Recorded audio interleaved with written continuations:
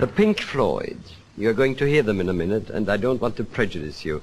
Hear them and see them first, and we'll talk about them afterwards. But 4 quick points I want to make before you hear them. The first is that what you heard at the beginning, that short bit, those few seconds, are really all I can hear in them, which is to say, to my mind, there is continuous repetition, and proportionately they are a bit boring. My second point is that they are terribly loud. You couldn't quite hear that because, of course, from your sets, it isn't as loud as it is here in the studio and as it was in the festival hall in the Queen Elizabeth Hall on Friday. I will ask them about that when we come to talk. My third point is that perhaps I'm a little bit too much of a musician to fully appreciate them. And the reason why I say this is that, they have an audience, and people who have an audience ought to be heard. Perhaps it's my fault that I don't appreciate them.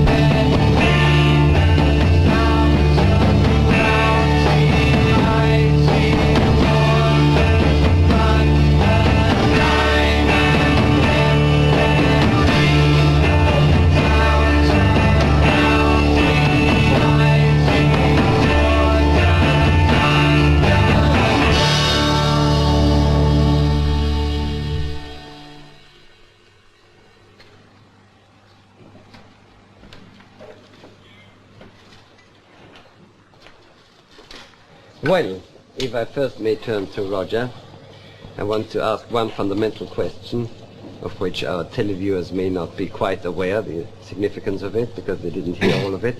Why has it all got to be so terribly loud? For me, frankly, it's too loud. I just can't bear it. I happen to have grown up in the string quartet, which is a bit softer. So, why has it got to be so loud, so amplified? Well, I don't guess it has to be, but I mean, that's the way we like it. And we didn't grow up with a string quartet, and I guess that could be one of the reasons why it is loud. And it doesn't sound terribly loud to us. Yes, actually, not everybody who hasn't grown up in a string quartet turns into a loud pop group, so your reason is not altogether convincing. But I accept that you like it. What I'm saying is that if one gets immune to this kind of sound, one may find it difficult to appreciate softer types of sound. Sid, yes? No? I don't think that's so. No. I mean, everybody listens. We don't need it very loud to be able to hear it, and some of it is very quiet, in fact. Right. Personally, I like quiet music just as much as loud music. We play in large halls and things where obviously volume is necessary, and when people dance, they like volume, you know, comes in on its own. But well, that's interesting. You see, when people dance, you did start, if I'm not mistaken, as a group which accompanied dancing. Is that it? Yeah, you could say that. And how did you turn into a concertizing group, if I may use the American term? Well, we've only done 2 concerts, in Yes. fact, because the main scene with pop music, which I guess is what we are at Yes. the moment, is that you play gigs around ballrooms and dance halls and this sort of scene, because that's how it works at the moment.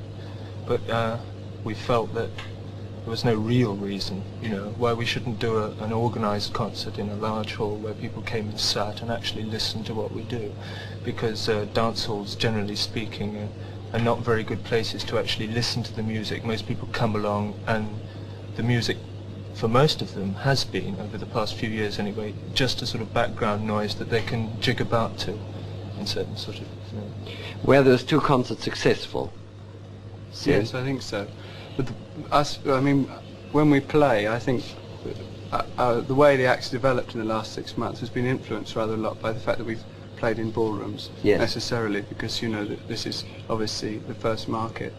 But I think concerts have given us a chance to realise that maybe the music we play isn't directed at dancing necessarily like normal pop groups have been in the past. Have you encountered any hostility towards your creation? Well, yes, we have, but I mean, I guess there's been quite a lot of hostility going on in odd places in the country. I mean, the only hostility we've actually seen, of course, is that which has hit the national press and things.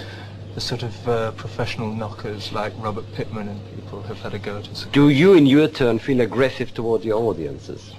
No, not at all. In spite of all the loudness, you don't? No, not at all. Yes, there's not many young people who sort of cause, you know, who dislike it. No, there's no shock treatment intended. No, certainly not. You know, some people think that we deliberately try and sort of shock the audience and make them, you know, by the volume and keep them quiet, sort of thing. Yes. But this isn't so.